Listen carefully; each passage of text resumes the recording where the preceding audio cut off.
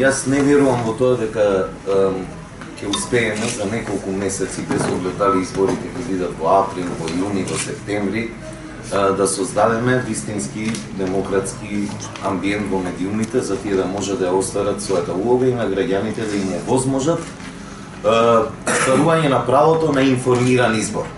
Тоа значи дека граѓаните да бидат добро информирани за тоа што го нудат кандидатите во кампањата за предвремените избори, да знаат дали е тоа остварливо, да има во медиумите анализи, дебати, соочување на гледиштата, соочување на аргументите и тоа да тече на еден нормален начин како што тоа тече во секое демократско општество.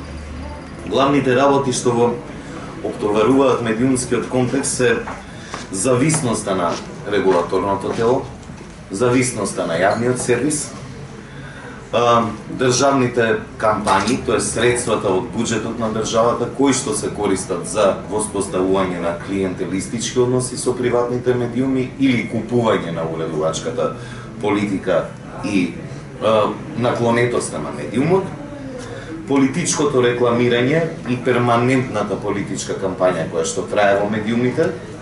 За жал е исто така проблем, бидејќи ние немаме како општество периоди кога се занимаваме со работите кои што се нормално во политички контекст, но се повеќе во општествен, а не се толку тесно поврзани со политичката битка помеѓу политичките партии за власт.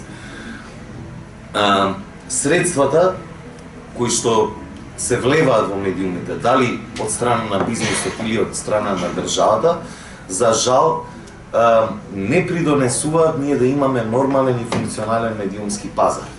Тој пазар со години наназад е нарушен, тој пазар всушност не постои, тој пазар е виртуелен и кога таквите односи не функционираат онака како што налагаат пазарните закономерности, тогаш немате услови за демократска дебата. Што треба да се направи?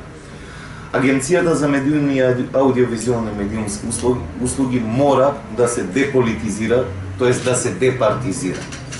Решенијата кои што се нудат на маса за жал не одат во таа функција, повеќе се оди кон поделба на сферите на интерес отколку кон вистинска независност на регулаторот. Ние имаме сега како компромисно решение едно здружение на новинари кое всушност не е здружение на новинари, бидејќи нема кодекс, нема канцеларии.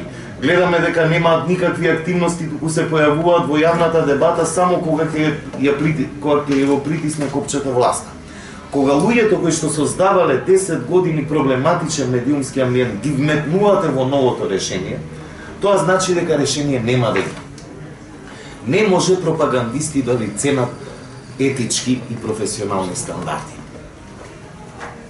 Не може пропагандисти да ви ценат дали законот за медиуми се спроведува добро или не се спроведува.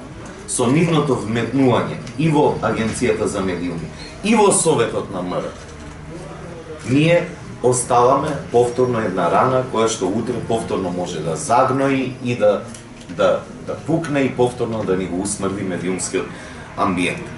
Вистинска независност на МР ни треба и вистинска независност на регулаторот.